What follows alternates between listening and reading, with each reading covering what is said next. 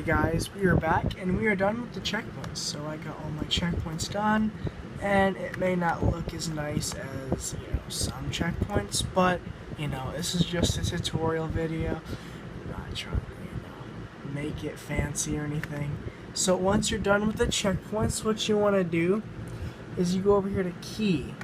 Like the first one, 0, 0. Skip 1 and go to 0, 1. Skip 1, 0, 2, and so on until you get to the bottom. So I'll do these real fast. And so I'm done.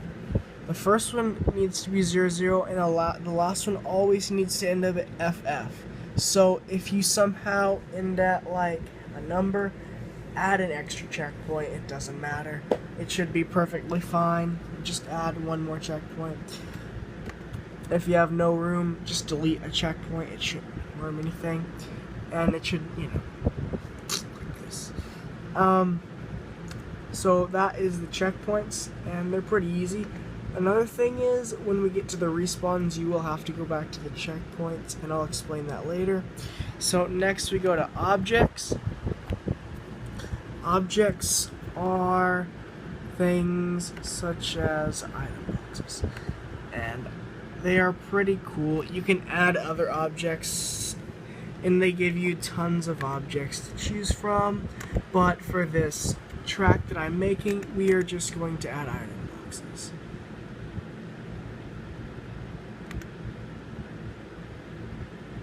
And as you see,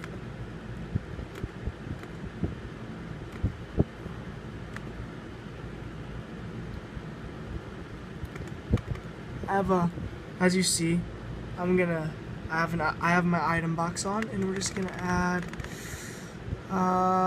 That's probably plenty because my track is really short. We're gonna zoom in, kind of, and you can skip this part if you want to. This part's gonna be fairly short. It shouldn't take that long. But basically, I'm just going to be placing the item boxes, and, that's pretty much it.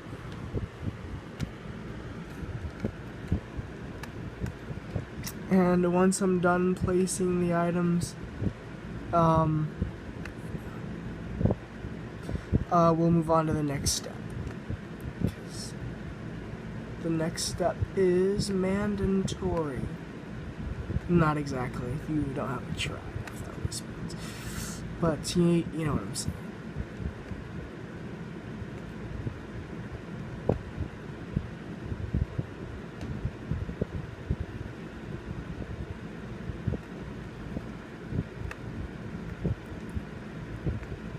I'm gonna zoom in a little bit because this part I can see fairly well.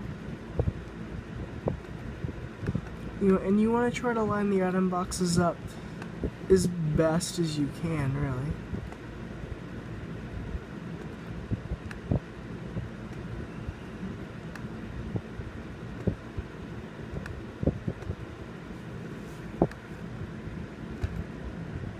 And we'll make one more item box so this other item box down here does not get left out.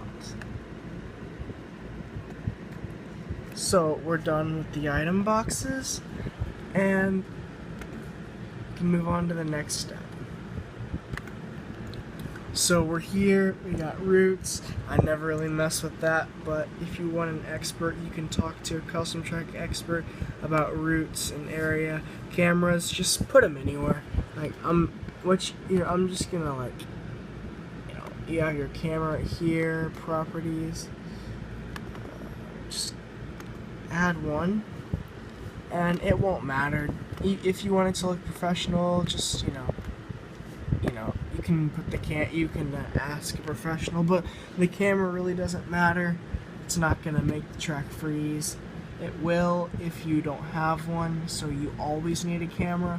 But if you don't, if you just wanna, if it's your first custom track and you want to get it done and play it, it won't matter. Just put the cameras anywhere you want to. Now respawns. I'm gonna put a respawn right here. This track's really hard to fall off on considering the whole thing is grass. But with this, I'm just gonna show you how the respawns work. Put the respawn before the finish line, and you want to go to edit rotations. You'll make it the respawn like that, so you don't want to respawn backwards. And with respawns, you go back to checkpoints and click on the group, and you have a respawn key right there. So you would be like, at checkpoint number 3, I would respawn here. At checkpoint number 5, I would respawn here. Or if I fell off near checkpoint 7, I would respawn here. That's how the game would tell you where to respawn. You would need to set the respawns at a certain checkpoint, and then you would be good. Next would be cannons. I haven't done any tracks with cannons yet, so you can deal with that however you want to. This and this, I'm not really quite sure what it is yet, because I'm a little new at making custom tracks. I've made like 4 or 5, so I'm still learning. But anyway, hope this KMP tutorial helped you out quite a bit, and thanks for watching.